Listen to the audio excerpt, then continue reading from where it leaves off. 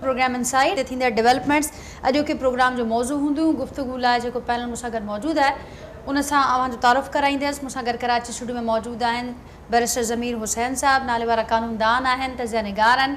Karachi studio में ही मूंसां गॾु मौजूदु आहिनि मौलाना असदुल्ला भुट्टो साहब, जमात इस्लामी जा अॻवान आहिनि, सीनियर अॻवान आहिनि, तमामु मुतहरिक अॻवान आहिनि। मौलाना साहब अव्हांखे भलीकार चवंदासीं हिन प्रोग्राम में। उन खां सवाइ नाज़रीन वीडियो लिंक ते मूंसां गॾु मियां अज़ीम साहब मौजूदु आहिनि, मुस्लिम लीग नून जा सीनियर अॻवान आहिनि।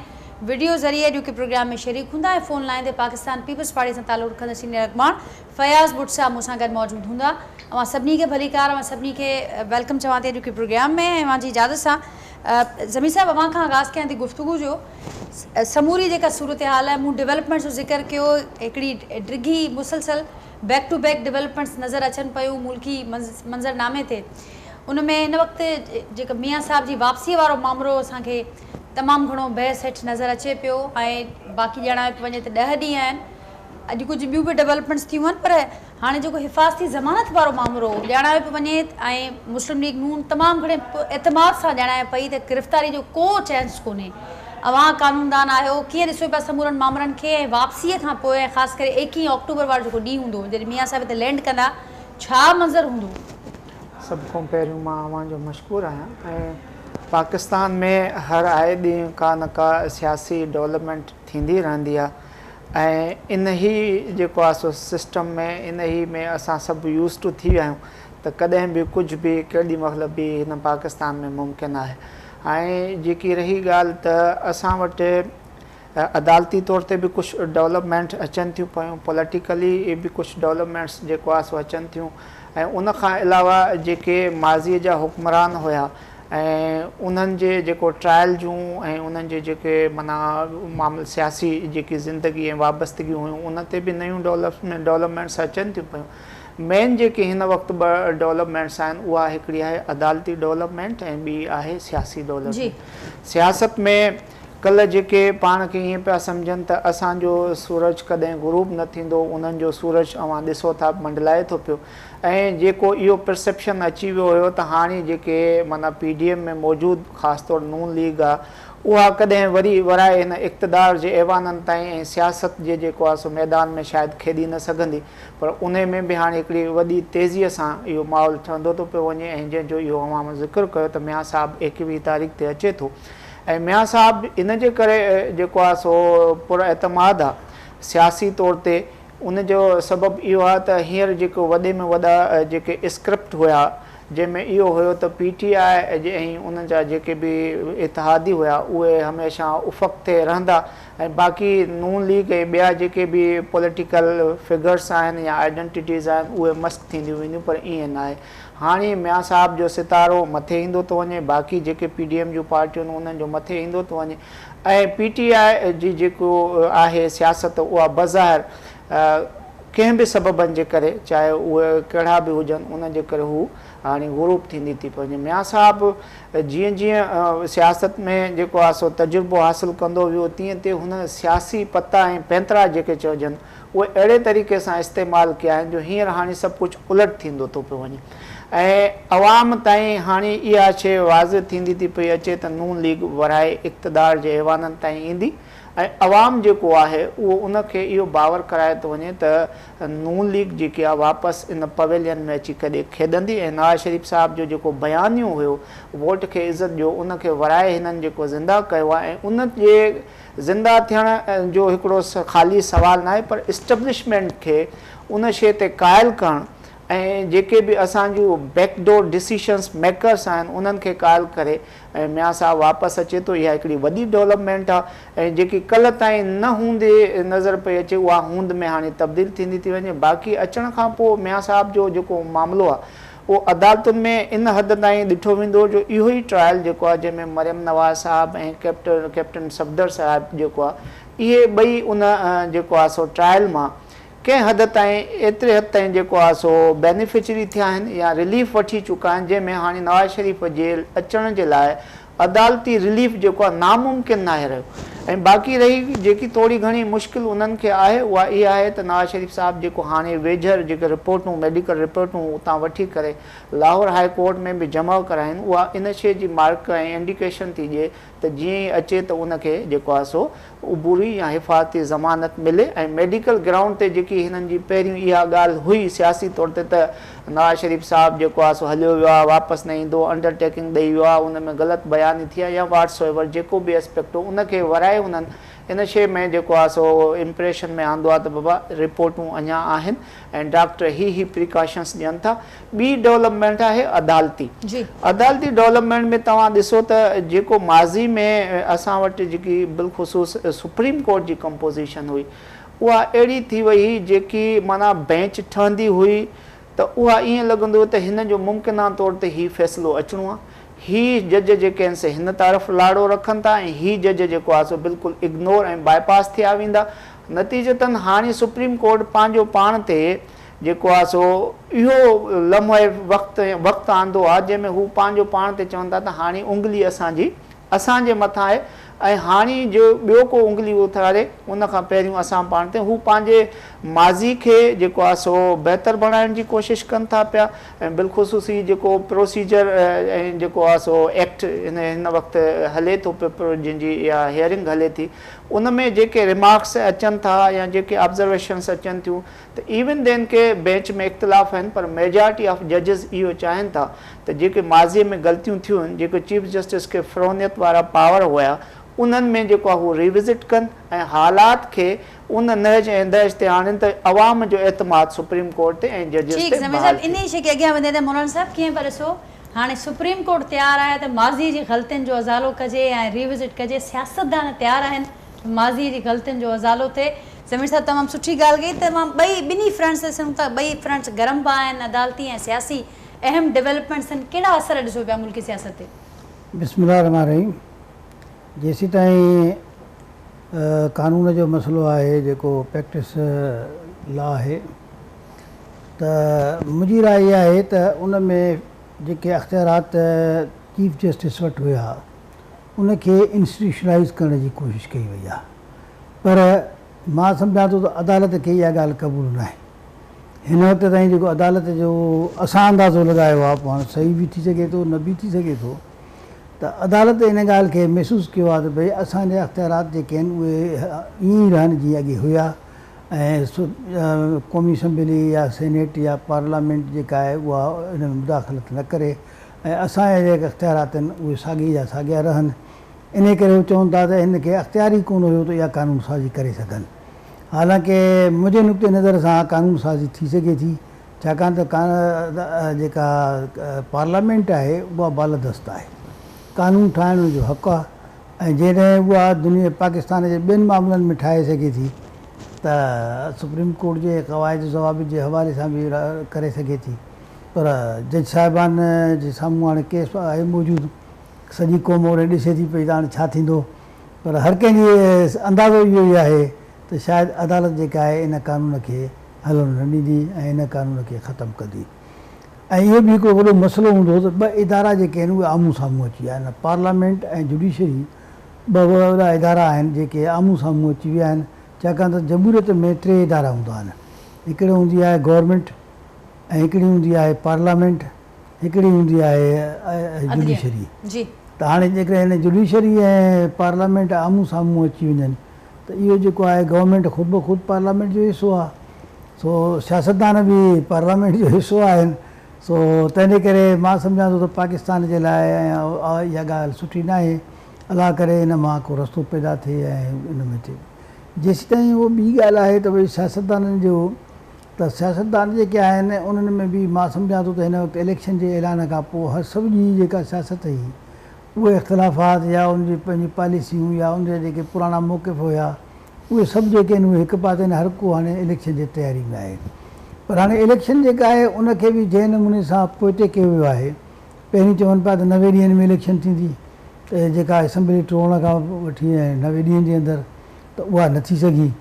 उन खां पोइ वरी जेको आहे उन ई ज़माने में पीपल्स पार्टी समेत जेको आहे चइनी सूबनि जे जेके वज़ीर आला जी मीटिंग थी मुश्तरका मफ़ादात जे काउंसिल में, त उन में जेको आहे इन्हनि इहो फ़ैसिलो कयो त भई जेका मर्दमशुमारी आहे इन खे रिकग्नाइज़ कयो वञे, उन नोटिफिकेशन इशू कयो वियो ऐं उन नतीजे में वरी हाणे तकबंदियुनि जो ऐं तकबंदियुनि जे लाइ त हाणे इहो हिकिड़ो डिघो सिलसिलो आहे ऐं लॻे इन करे तारीख़ जेका हुन ॾिनी आहे इन जे नतीजे में त इहे हदबंदियूं ऐं ॿियो उहा बि जनवरी जी तारीख़ आहे। लॻे पियो अव्हांखे त जनवरी में असांखे लॻे ईअं थोरो अञा इहा 2-3 महीना पोइ थींदी, छाकाणि त जेके मुक़्तदिर क़ुवतूं आहिनि उहे चाहींदियूं त उहे पंहिंजो इक़्तिदार वधि में वधि जेतिरो त हलाए सघनि थियूं उनखे हलाइनि। ऐं अव्हांखे छा पियो लॻे पार्टीज़ छा थियूं चाहिनि, छाकाणि त पार्टीज़ जा ॾींहं जीअं वेझा पिया अचनि ख़दशा बि वधनि पिया, मुतालबा शिकायतुनि में बि वाध आई आहे। असल में पार्टियूं जेके आहिनि उहे हिन वक़्तु मुश्किलात में इन करे आहिनि त उहे आईंदा जे लाइ सोचे रहियूं आहिनि त छा थींदो। त इन करे मुस्लिम लीग जो सभ खां वॾो जेको ज़ोर आहे उहो इन ते आहे त भई कहिड़े नमूने सां नवाज़ शरीफ़ वापसि अचे ताकी उनजी इलेक्शन कैंपेन जेका आहे उहा बहितर थिए, ताकी उन्हनि जी जेका पोज़ीशन में बि बहितरी अचे ऐं उन नतीजे में उनखे आईंदा इलेक्शन में सुठा वोट मिलनि। जॾहिं त PTI जे तरफ़ां बि कोशिशूं थी रहियूं आहिनि त उहे बि मुक़्तदिर क़ुवतुनि सां जेको आहे कुझु न कुझु ताकी उनजे लाइ बि इलेक्शन में कोई रस्तो निकिरे ऐं इलेक्शन में उहे जेके आहिनि कुझु सीटूं हासिलु कनि ताकी गवर्नमेंट सां बार्गेनिंग आईंदा मसाइल थी करे सघनि। त उन्हनि बि पंहिंजे लीडर्स जे लाइ जेके मुक़दमात ऐं ॿियूं शयूं आहिनि उन्हनि जे हवाले सां हिकिड़ी गिव एंड टेक हले थी पई। ईअं पीपुल्स पार्टी जेका आहे उहा बि इन में आहे त भई असांजे ख़िलाफ़ु केस न ठहनि, असां गिरफ़्तार न थियूं, त इन करे उहे बि चवंदा त इलेक्शन में बि हुजूं ऐं इहे बि थिए। त इन करे सभु पार्टियूं जेके आहिनि उहे क़ौमी मफ़ादात जे बजाए पंहिंजा उन्हनि जा जेके मसइला आहिनि इलेक्शनी मफ़ाद हावी नज़र अचनि पिया। मौलाना साहब इन ई ॻाल्हि खे अॻियां खणंदासीं। मियां अज़ीम साहब आहिनि, मूंसां गॾु फयाज़ बुट साहब भी हैं। मियां अज़ीम साहब आपकी तरफ आऊँगी। पहले तो सबसे पहले ये बताइएगा कि ये अचानक से ये जो जलसे मनसूख हुए इसका क्या सबब है? ये कोई नई सियासी हिकमत अमली है मुस्लिम लीग नून की या कोई और सबब है इसका? जी बिस्मिल्लाहिर्रहमानिर्रहीम। देखें जलसे हमारे जहाँ तक आप कह रहे हैं, देखिए कल मैं आपको बताता हूँ, कल हमारी मरियम नवाज के साथ मीटिंग थी। हमने थोड़ा सा लाहौर के अंदर हिकमत अमली चेंज ये की है कि हर NA को तमाम उनके चेयरमैन और MPA MNA हजरात को कम से कम 200-250 बंदे की हम मीटिंग कर रहे हैं। कंटिन्यू डेली हम तकरीबन 2 हलकों के साथ मीटिंग कर रहे हैं। तो जहाँ तक जलसा जाए, जलसा हम 21 तारीख की तैयारी कर रहे हैं, 21 अक्टूबर की। तो जलसा आप देखें कि हमने परसों हमने जलसा किया है नियाज बेग लाहौर के अंदर, तो वो बहुत बड़ा हमने कामयाब जलसा किया है। और आप देखें वहाँ पे हद निगाह तक दुनिया थी। लेकिन जलसा, ये जलसे तो नहीं हो रहे, ये इसको भी हम मीटिंग कहते हैं। जलसे की तैयारी हमारी 21 अक्टूबर की है। ठीक, लेकिन मियां अज़ीम साहब सर्वेस कुछ और बता रहे हैं। वो ये कह रहे हैं कि एक तासुर ये भी बड़ा गर्म है कि अवाम की अदम दिलचस्पी है उन जलसों में। एक रीज़न ये भी बताया जा रहा है कि शायद इसकी वजह से अब ये सारे जलसे मनसूख करके उस जो मरकजी जलसा होने लगा है उस पर सारा फोकस हो। इसको कैसे देखते हैं आप? सर्वेस मुख्तलिफ कुछ इस तरफ इशारा कर रहे हैं। जो अवाम की जो आप बात कर रहे हैं, देखें अवाम, ये तो बात बिल्कुल दुरुस्त है। अवाम जितनी महंगाई है, बेरोजगारी है, बदअमनी है, तो ये सारी चीज़ें बिल्कुल हमारे सामने हैं। लेकिन ये जो 21 अक्टूबर को मियां मोहम्मद नवाज शरीफ साहब पाकिस्तान आ रहे हैं, तो हम भी इस हल की तरफ ही जा रहे हैं। जो अवाम परेशान है, उस परेशानी का हल क्या है? उस परेशानी का हल भी तो यही है कि हम किस तरह पाकिस्तान को पुराने पाकिस्तान के अंदर शामिल करें। और जो पुराना पाकिस्तान मियां मोहम्मद नवाज शरीफ साहब छोड़ के गए थे, जब अवाम को इस तरह की परेशानियां नहीं थी, तो उस तरह का ही पाकिस्तान हम ढूंढ रहे हैं। अल्लाह करे हम उसमें सारे मिल के कामयाब हों। तो अवाम की देखें, अवाम की अदम दिलचस्पी की जो आप बात कर रही हैं, ये बिल्कुल अवाम की अदम दिलचस्पी होनी भी चाहिए जो इस मुल्क के साथ उन ताकतों ने किया है जिनको नहीं करना चाहिए। ये नए से नया एक्सपेरिमेंट जो किया जाता है इस मुल्क के ऊपर, मुझे ये बताएं कोई भी अदारा, कोई भी शख्स अपनी किसी इंडस्ट्री के ऊपर ऐसे एक्सपेरिमेंट करें, उसके ऊपर कोई ऐसा सरबराह बिठाएं जो नालायक हो, जिसको वो अदारा चलाना ना आए, तो क्या कोई बर्दाश्त करेगा? ये मुल्क जो है, ये मुल्क अपना समझते ही नहीं है। हर एक को अपना मुल्क समझना चाहिए। जिस तरह अपनी ज़ात के लिए हम सोचते हैं, इस तरह मुल्क के लिए सोचना चाहिए। मुल्क को बालातर रख के मुल्क की तरक्की को देखना चाहिए। आप देखें कि जब अदारों के ऊपर तनकीद होती है, तो अदारों के ऊपर भी तनकीद इसीलिए होती है, हम अदारों को और मजबूत देखना चाहते हैं। अगर किसी भी अदारे में या किसी सियासी जमात में या किसी भी शख्स में कोई ऐसी चीज है कि जो पाकिस्तान को नुकसान दे रही है, तो वो डिस्कस भी होनी चाहिए। अवाम को आहिस्ता आहिस्ता आप देखें, अवाम को ये असर सारे पहुंचे हैं। जो बड़ों की गलतियां थी, जो अदारों की गलतियां थी, जो सियासी लोगों की गलतियां थी, उसकी सजा अवाम तक पहुंची है। लेकिन मियां आज़म साहब अब क्या मुख्तलिफ होने लगा है? वो सिलसिला तो बदस्तूर वही सारी चीजें, वही सिलसिले, वही मामलात नजर आ रहे हैं। तो आपने कहा कि सब देखें जी, फर्क क्या है? बड़ी क्लियर फर्क बहुत है। फर्क ये है कि जिन लोगों ने मियां मोहम्मद नवाज शरीफ साहब को इस मुल्क से निकाला था, और इसीलिए निकाला था कि उसने मियां मोहम्मद नवाज शरीफ साहब ने मुल्क को तरक्की की राह पे गामजन किया था।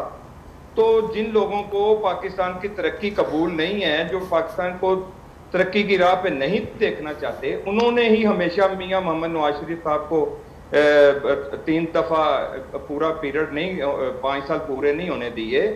तो मकसद ये है कि अब सबको ये पता चला है कि मुल्क जिस जगह पे पहुंच गया, मियां मोहम्मद नवाज शरीफ के अलावा इस वक्त जो हमारे मुल्क के अंदर पार्टियां हैं, जो पार्टियों के सरबराह हैं, तकरीबन हम काफी एक्सपेरिमेंट कर चुके हैं। मियां मोहम्मद नवाज शरीफ साहब के अलावा हमें तो कोई और ऐसा बंदा नहीं मियां नजर साहब, आता ये माजरत के साथ ये 16 माह पहले पीडीएम की हुकूमत को ये पता नहीं लग सका कि वो फिर किसी एक्सपेरिमेंट का हिस्सा बन रहे हैं, और अब जो आप कह रहे हैं कि आजमाए हुए ब्रांड हैं, मियां साहब आएंगे तो ये सारे मायूसी के बादल छट जाएंगे, तो फिर ये क्या 16 माह की जो पीडीएम की हुकूमत रही, आपकी इत्तेहादी हुकूमत, उनकी अहलियत पर सवालात उठाने के मतरादिफ नहीं है?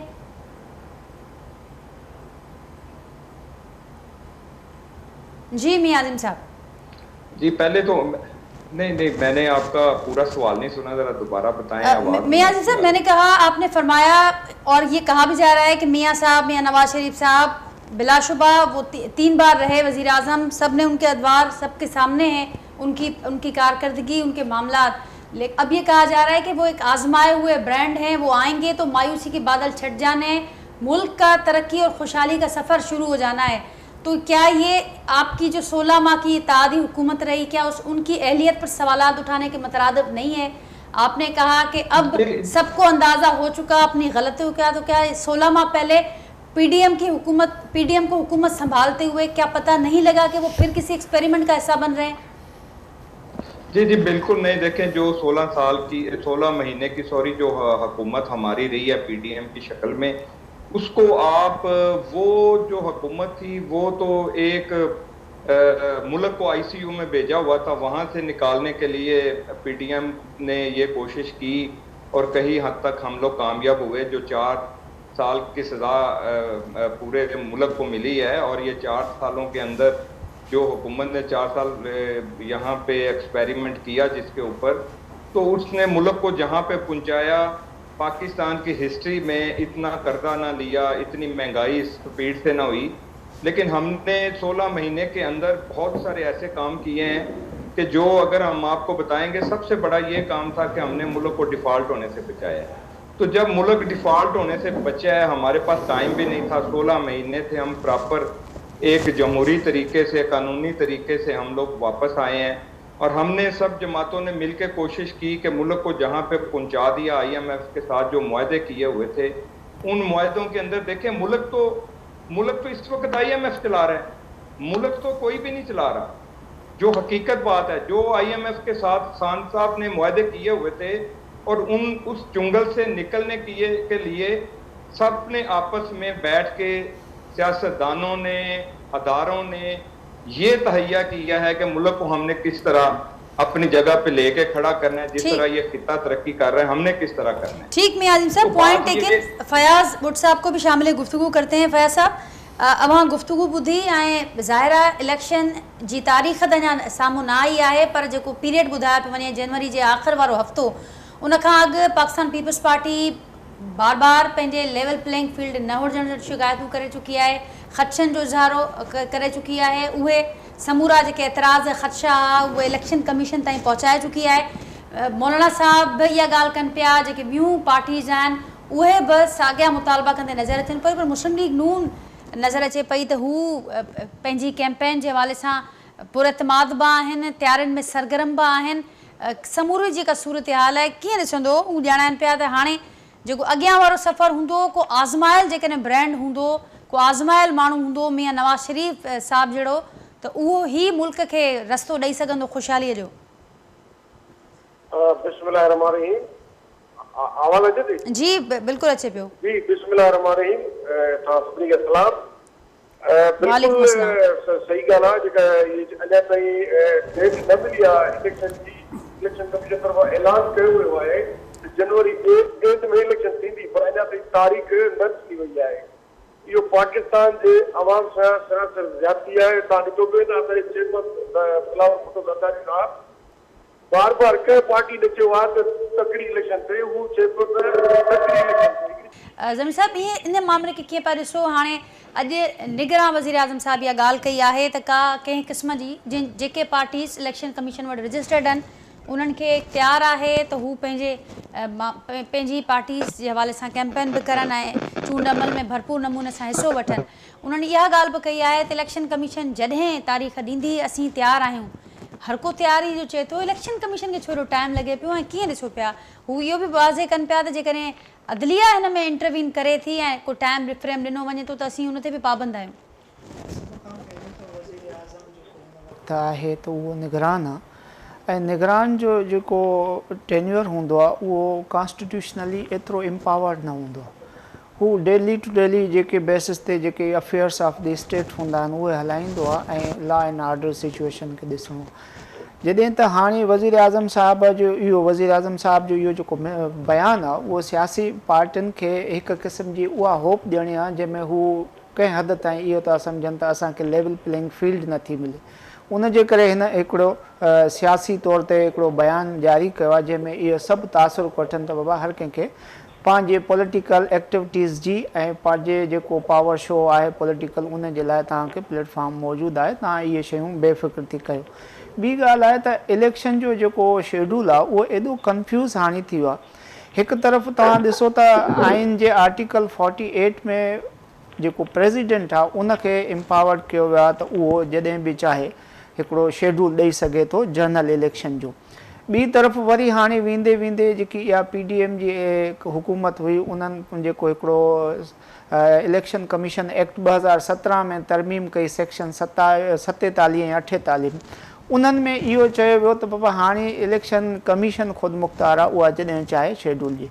हिकु त इहा कॉन्स्टिट्यूशनल कंट्रोवर्सी आहे त आया कॉन्स्टिट्यूशन जेको आहे प्रिवेल कंदो या जेको आहे सो इलेक्शन कमीशन एक्ट प्रिवेल कंदो। हाणे इहा कंट्रोवर्सी जेकी आहे जंहिंजो ॿई फ़ाइदो था वठनि, इलेक्शन कमीशन बि थी वठे ऐं जेको आहे सो हुकूमत बि वठे थी। हाणे जंहिंजो नतीजो इहो आहे त इहो मामिलो अल्टीमेट वञिणो हुयो अदालत में, पर अदालत जी जेकी उन वक़्तु कंपोज़िशन हुई जंहिंमें हुननि फ़ैसिलो ॾिनो हुयो त 90 डेज़ में जेको आहे इलेक्शन थिए ऐं पोइ उहा इलेक्शन जेको आहे कंहिं बि रीज़न्स जे करे न थी, जंहिंजे करे सभिनी खे इहो तासुर आहे त बाबा हाणे इहो मामिलो वरी बि जेकॾहिं सुप्रीम कोर्ट में वञे थो त उहो बि ईअं ई थी वेंदो, छो जो सिस्टम इन शइ खे नथो चाहे। हाणे सिस्टम छा थो चाहे? इहो सिस्टम मुंहिंजो ख़्यालु आहे इन हद ताईं आयो आहे त जनवरी में इलेक्शन थियणु खपंदी, पर हींअर जेको बज़ारि ॾिठो थो वञे त इलेक्शन कमीशन खे इहो इख्तियार हासिलु आहे ऐं इलेक्शन कमीशन खे जेको इहो इख्तियार आहे उहो तॾहिं मुंहिंजो ख़्यालु आहे हिन वक़्तु एक्सरसाइज़ बहितर तरीक़े सां थींदो जॾहिं तमामु सियासी जमायतूं हिकु प्लेटफॉर्म ते मुतफ़िक़ थी करे ऐं इलेक्शन जी वाज़े ऐं क्लियर शेड्यूल जी डिमांड कंदियूं, पोइ उन खां पोइ इहा शइ थी सघे थी। बाक़ी रही ॻाल्हि इहा त जेकॾहिं असीं हींअर सुप्रीम कोर्ट जी इन में इंटरवीन ॾिसूं था त माज़ी में जेकी सुप्रीम कोर्ट इंटरवीन कई उहा एॾी कंट्रोवर्शियल हुई जेको उनजो सरियनि इहो इम्प्रेशन पियो वञे त ही कंहिं न कंहिं एजेंडा तहत कंहिं न कंहिं पार्टी खे स्पेशली जेको आहे सो बेनिफिशरी करण लाइ इलेक्शन चाहिनि था, जॾहिं हाणे उहा जेको आहे इलेक्शन जो जेको उहो परसेप्शन हुयो जंहिंमें हिकु पार्टी चाहे पई इलेक्शन थिए ऐं ॿियो चाहिनि पिया न थियनि, पर मौजूदा सूरत हाल में सूरत हाल इहा थी आहे त सभु इलेक्शन चाहिनि था ऐं सभिनी पार्टियुनि जो इहो मौक़िफ़ आहे त हाणे इलेक्शन थिए, लिहाज़ा हाणे इहो पार्टियुनि खे ई डिसाइड करिणो आहे बजुज़ उनजे जो सुप्रीम कोर्ट में वञे। सुप्रीम कोर्ट हींअर ख़ुदि पंहिंजी भंज ड्राह वारे सिस्टम खे ऐं उन प्रोसेस खे फेस थी पई करे। हाणे जीअं तव्हां ॾिसो त हर मामले ते इहा शइ जेको आहे सो साम्हूं थी अचे त हिन वक़्तु लॻे थो त जेकी माज़ी जी सुप्रीम कोर्ट हुई, माज़ी जा जजिस हुआ, उन्हनि खे हींअर मौजूदा सुप्रीम कोर्ट कंहिं हद ताईं एप्रिशिएट नथी करे ऐं उन्हनि जे फ़ैसिलनि खे, उन्हनि जे पॉलिसियुनि खे रिविज़िट करणु थी चाहे। त हिन वक़्तु मुंहिंजो ख़्यालु आहे त सुप्रीम कोर्ट इन शइ में न पवंदी ऐं उहा चाहींदी त असां पहिरियों पाण खे सेट कयूं। ज़मीर साहब, फयाज़ बुट साहब सां असांजो राब्तो बहाल थियो आहे। फयाज़ साहब, हींअर मुंहिंजो आवाज़ तव्हां ताईं पहुचे पियो? जी जी नाज़िया, फयाज़ साहब ॿुधाइजो, अवां ॿुधायो पिए त इलेक्शन जी तारीख़ जो इंतज़ारु त सभिनी खे आहे, पर अञा ताईं उहा तारीख़ कोन अचे पई। ख़दशा, शिकायतूं, पीपल्स पार्टी एतिराज़ बि जमा कराया आहिनि। कैंपेन ते केतिरो फ़र्क़ु पए पियो, केतिरो असरु पियो आहे, उहो बि ज़रूरु शेयर कजो असां सां। ॾिसो न नाज़िया, बिल्कुलु असांजी पार्टी वाहिद पार्टी आहे जेकी तुर्त इलेक्शन, जल्दी इलेक्शन कराइण लाइ बार बार चेयरमैन साहब असांजी पार्टी ॻाल्हाए कमीशन जे पास असां कचवा किताबत बि कई आहे। जेसीं ताईं इलेक्शन अनाउंस न थी थिए असांजी पार्टी खे ख़दशात हूंदा आहिनि। छो जो ॾिसो था डॉलर केॾीमहिल हेठि लहे पियो, केॾीमहिल मथे थो वञे, पेट्रोल किथे किथे हलियो आहे, महांगाई किथे, इहो सिर्फ़ु मुंतखिब जेका हूंदी आहे इलेक्टेड गवर्नमेंट उहा उनखे करे सघंदी आहे। बारी लेवल ते दुनिया असां ॻाल्हाए सघे थी, IMF या किथे बि जेके एजेंसियूं असां ॻाल्हाए कंहिं सघूं था, उहो सिलेक्टेड निगरान नथी करे सघे, उहा इलेक्टेड करे सघे थी, मसाइल पेई सघे। मौलाना साहब, अवां ॿुधो पीपल्स पार्टी शिकायतूं ॿुधाए पई त असीं वाहिद पार्टी आहियूं जेका ख़तो किताबत बि करे पई इन मामले ते इलेक्शन कमीशन सां। अॼु मौलाना साहब बि चिता ॾिनो आहे त जेकॾहिं हीउ सिलसिलो जारी रहियो, असांखे प्रॉपर कैंपेन न करणु ॾिनी वई त असीं रस्तनि ते हूंदासीं। जमायत इस्लामी किथे बीठल आहे न समूरे माहौल में, ऐं ही पार्टीज़ जेके लेवल प्लेइंग न फील्ड न मिलण जा मुतालबा आहिनि, कीअं ॾिसो पिया उन्हनि खे? थींदो छाकाणि उन्हनि 15 साल सिंध में हुकूमत कई आहे ऐं 15 सालनि जो हिसाब त हुनखे ॾियणो पवंदो। त इन करे उहो चवंदा त हाणे हिसाब असांखां न वठो, वोट करायो। ऐं ॿी ॻाल्हि इहा आहे त हीअ जेका मर्दमशुमारीअ जे करे लेट थी रही आहे, इन में त पीपल्स पार्टी जे वज़ीर आला पाण वोट ॾेई आयो आहे। जे हे न वोट ॾियनि हा त इहो कमु न थिए हा। त इन करे इलेक्शन जे डिले जी ज़िमेदारी जेका आहे उहा पीपल्स पार्टी जे मथां आहे। पोइ हाणे जेकॾहिं बिलावल भुट्टो ज़रदारी साहिबु बयानु ॾिए या ॿियो कोई बयानु ॾिए त उन सां फ़र्क़ु त न पवंदो, तारीख़ त पंहिंजी जाइ ते मौजूदु आहे। त इन करे मां सम्झां थो त पीपल्स पार्टी खे पंहिंजे ग़लतियुनि जो एतिराफ़ु करणु खपे ऐं बजाए उनखे ढकण जे ऐं उनखे जेको आहे इलेक्शन जे मुतालबे सां उहे ॻाल्हियूं जेके आहिनि उहे ख़तमु कोन थींदियूं। ॿी ॻाल्हि जेका आहे उहा इहा आहे त नवाज़ शरीफ़ साहिबु जेको आहे उनजे लाइ बि हिन वक़्तु जेका सूरत हाल आहे उहा इहा आहे त नवाज़ शरीफ़ साहिबु जे पाकिस्तान अचण सां हू सम्झनि था त असांजी इलेक्शन कैंपेन जेका आहे उहा मुयसरु थी वेंदी, इन करे उहे इन सभिनी शयुनि में मसरूफ़ आहिनि। पर मां इहा ॻाल्हि सम्झ में नथी अचे त आख़िर इहे केस ठाहिण वारा जेके हा जिन हिन खे ॿाहिरि मोकिलियो उहे त मुल्क में मौजूदु आहिनि ऐं वरी मुटी बि था अचनि। अॻे बि इहे थींदो रहियो आहे। बेनज़ीर साहिबा खे बि आख़िर उनजे मथां केस हुया, मुल्क खां ॿाहिरि वई हली, वरी अची वई, वरी मुल्क में इक़्तिदार मिली वियो। लाहिण वारा बि उहे हिकिड़ा आहिनि ऐं उहे चाढ़ण वारा बि उहे ई आहिनि। हीअ जेका मौजूदा हुकूमत नवाज़ शरीफ़ वारा चवनि था त असां हीअं कयोसीं, नवाज़ शरीफ़ अलाए छा कयो, कुझु बि कोन कयो। उन पंहिंजे ज़माने में जेके कुझु कयो त अवाम जेको आहे उनजे ख़िलाफ़ु हुयो। हाणे बि त ॿुधायो न भला वज़ीर जेको 15 जमातुनि जी मुश्तरिका हुकूमत हुई त उन 15 महीननि जे 15 जमातुनि जी मुश्तरिका हुकूमत जेका हुई उनजो वज़ीर अज़म केरु हुयो? नवाज़ शरीफ़ जो भाउ हुयो। डिफॉल्ट करण खां बचाइण लाइ पेट्रोल महांगो कयूं, उनखां बिजली महांगी कयूं, उनखां पोइ जेको आहे गैस महांगी कयूं, उनखां पोइ जेको आहे मुल्क में महांगाई जो एॾो वॾो तूफ़ान आयो आहे जो माण्हू उनजो तसवुरु नथो करे सघे। यानी ग़रीब माण्हू जेको आहे उहो इन लाइ परेशान आहे त मां सॼो ॾींहुं मज़ूरी करण खां पोइ ॿ वक़्तु पंहिंजे ॿ ॼणनि खे मानी नथो खाराए सघां। तव्हां यानी किराया ॾिसो, यानी माण्हू परेशान आहिनि त पंहिंजे नौकिरीअ ते वञण लाइ जेको बस जो किरायो थी वियो आहे हाणे उहो भरियो या न वञो पंधु वञो, यानी अजीब सूरत हाल पैदा थी वई आहे। इहा कंहिं पई कई? वज़ीर आज़म केरु हुयो? नवाज़ शरीफ़ साहिबु जो भाउ हुयो, नवाज़ शरीफ़ ई हुयो, मुस्लिम लीग ई हुई ऐं वज़ीर आज़म माना त सॼो अख़्तियार त उन वटि हुयो। अहिड़े नमूने सां मां इहो इन करे ॻाल्हि चवां थो त हीअ जेका सियासत थी रही आहे त जॾहिं हुकूमत में त हुनजो मौक़िफ़ ॿियो हूंदो आहे, जॾहिं अपोज़िशन में हुकूमत वेंदा आहिनि त उनजो मौक़िफ़ ॿियो थींदो आहे। हाणे उहो ज़मानो गुज़री वियो आहे ऐं उन मुंहिंजे ख़्याल आहे त जमात इस्लामी बि इन जे लाइ वॾा जलसा जुलूस बि कया आहिनि। सॼे मुल्क में कया आहिनि, ख़ुदि कराची में बि असां कयो आहे ऐं ईंदड़ आचर ते बि असांजो हिते वॾो रैली आहे ऐं उनजो मक़सदु बि इहो ई आहे त उन नतीजे में मोट बि मिली आहे। हाफ़िज़ नईम रहमान खे जंहिं नमूने सां कराची जे माण्हू वोट ॾिना आहिनि त इहा ॻाल्हि हिन ॻाल्हि जो सबूत आहे त अवाम में हिकिड़ी जागरता आहे ऐं उहा जागरता जेका आहे उहा इन बुनियाद ते आहे त हुननि सभिनी खे आज़मायो आहे। इन करे मां सम्झां थो त हुकूमत जेके आहे ॿियो पार्टियूं आहिनि उन्हनि खे पंहिंजी इन जो जाइज़ो वठणु खपे ऐं क़ौम खां माफ़ी वठणु खपे जेके उन्हनि ग़लतियूं कयूं आहिनि, बजाए ग़लतियुनि जे मथां परदे विझण जे उन्हनि खे जेको आहे इन ॻाल्हि जो एतिराफ़ु करणु खपे त उन्हनि पंहिंजे दौर में जेके ग़लतियूं कयूं आहिनि आईंदा न कंदासीं। सही सही ठीक ताकी वाज़िब थियणु खपे, छाकाणि हाणे 20 सदी गुज़री वई आहे, 21वीं सदी आहे ऐं हाणे जेको आहे ॿार हुजे वॾो हुजे नंढो हुजे उनखे मोबाइल जे ज़रिए सोशल मीडिया जे ज़रिए ख़ासि तरह सां ऐं ॿियूं जेके मुख़्तलिफ़ हुन में एप्लीकेशन्स आहिनि जे ज़रिए तमामु घणी ख़बर थी पए त दुनिया में छा थी रही आहे।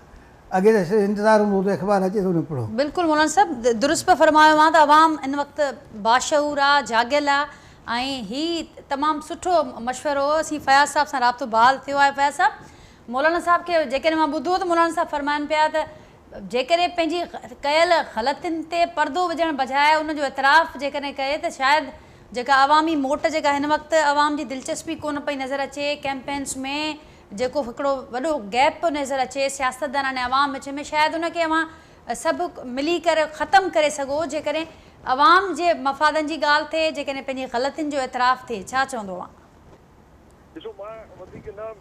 फयाज़ साहब? असांजी पार्टी हींअर बि इलेक्शन लाइ तयारु आहे। जीअं इलेक्शन थींदो असांजा वर्कर पार्टीअ जो वोटर आहे उहो चार्ज आहे ऐं जीअं इलेक्शन अनाउंस थींदी असां पंहिंजी मुहिम शुरू करे, बल्कि असां त शुरू करे छॾी। पर उन मुहिम में अवाम जी सपोर्ट में हूंदो, अवाम गॾु हूंदो। हिते ॻाल्हि इहा पई थिए त जेको 16 महीननि जी जंहिंमें अवाम बि हिसो इत्तेहादी हुकूमत जो, अवाम खे कुझु न मिलियो आहे।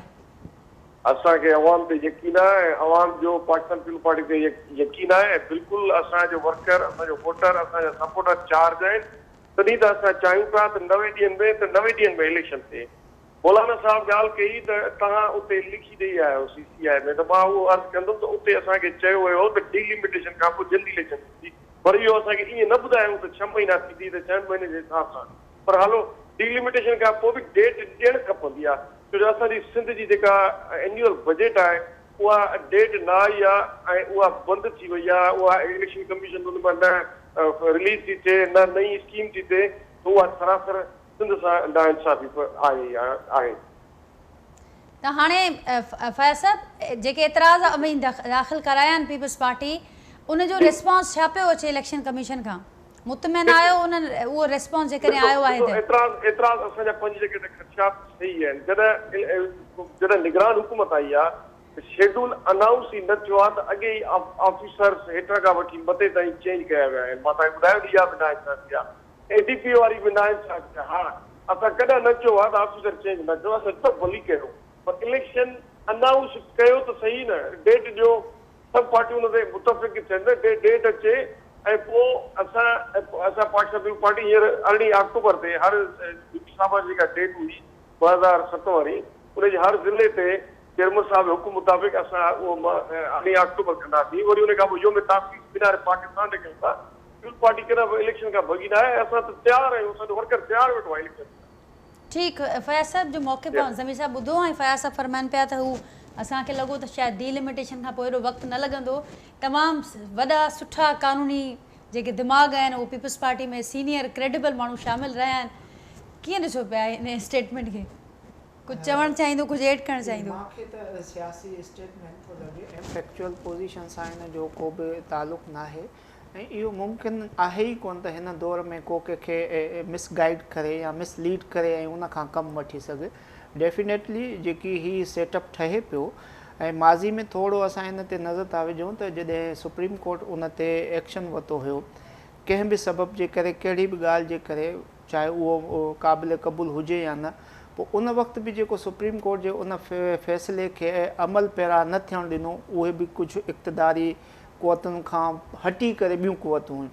वरी बाद में थियो त इहे जेको इलेक्शन जो शेड्यूल थियो जेको आइन जे आर्टिकल 48 में सदर खे एम्पावर्ड हो, सदर जॾहिं उहो शेड्यूल अनाउंस करणु चाहियो अहिड़े तरीक़े सां करे वियो जंहिंमें जेको आहे सो का ॻाल्हि वाज़िब बि कान थी ऐं ॻाल्हि बि थी वई।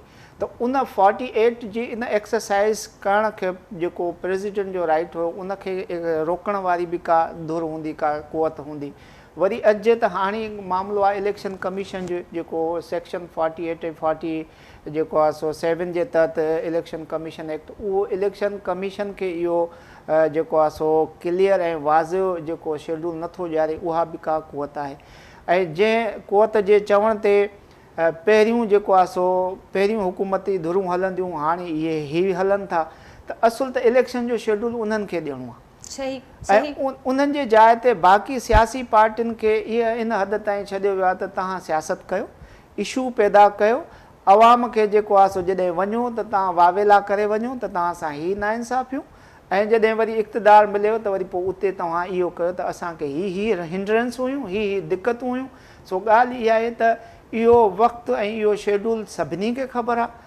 जेकॾहिं उहे ऑन ईयर या पब्लिकली शयूं नथा कनि, पर जॾहिं बि का बि सीक्रेट एजेंडा थींदी आहे या पॉलिटिकल मुशावरत थींदी आहे त उहा उन्हनि खे ख़बर हूंदी आहे त ईंदड़ कुझु सालनि में, ईंदड़ कुझु ॾींहंनि में छा थियण वारो आहे। सो मुंहिंजो ख़्यालु आहे त इहो को बयानु जेको आहे उहो संजीदगी वारो न आहे, सियासी आहे, ऐं सियासी तौर ते बयानु हर पार्टी जो हक़ आहे। बिल्कुलु ज़मीर साहब, ऐं ही सियासी बयान वधीक थियण जो सिलसिलो बि जारी आहे।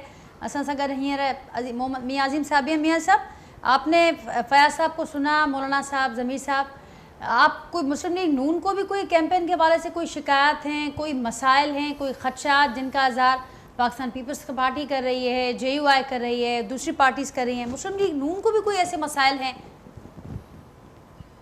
बात ये है कि जो पीडीएम के अंदर शामिल थे, सारी इलेक्शन कंपेन के इलेक्शन के लिए ये निकले हुए हैं कंपेन कर और अपने अपने हल्के को और नजर रखते हुए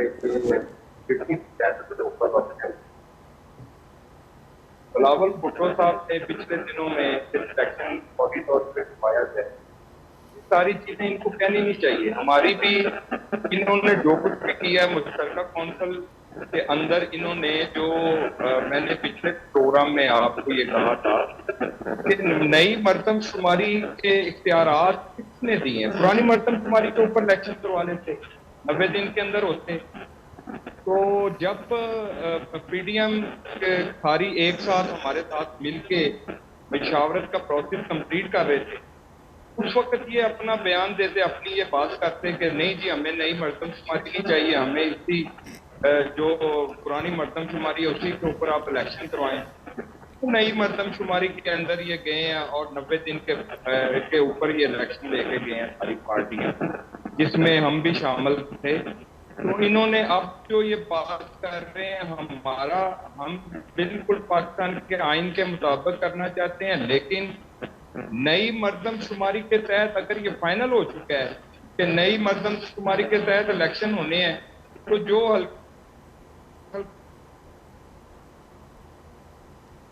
बने हैं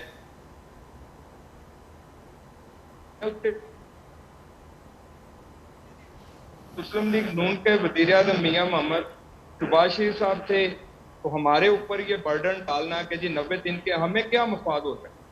अगर इलेक्शन फौरी हो जाते हैं या इलेक्शन जनवरी को होते हैं या 90 दिन के अंदर भी होते, तो हमें क्या फर्क पड़ना। तो मियां साहब इसका तो जवाब दे दें। वो कह रहे हैं डेट का तो एक अलग मामला है, तारीख का, लेकिन वो ये कह रहे हैं कि हमें कैंपेन ही हम नहीं कर पा रहे क्योंकि हमारे साथ बड़े मसाइल हैं। मौलाना साहब भी आज कह रहे हैं कि हमारे यहाँ कहीं पर दहशतगर्दी का मसला है, कहीं ऐसी कोई तारीख देने का सोचा जा रहा है जब सर्दी बड़ी शदीद होगी मुल्क के बेशतर हिस्सों में।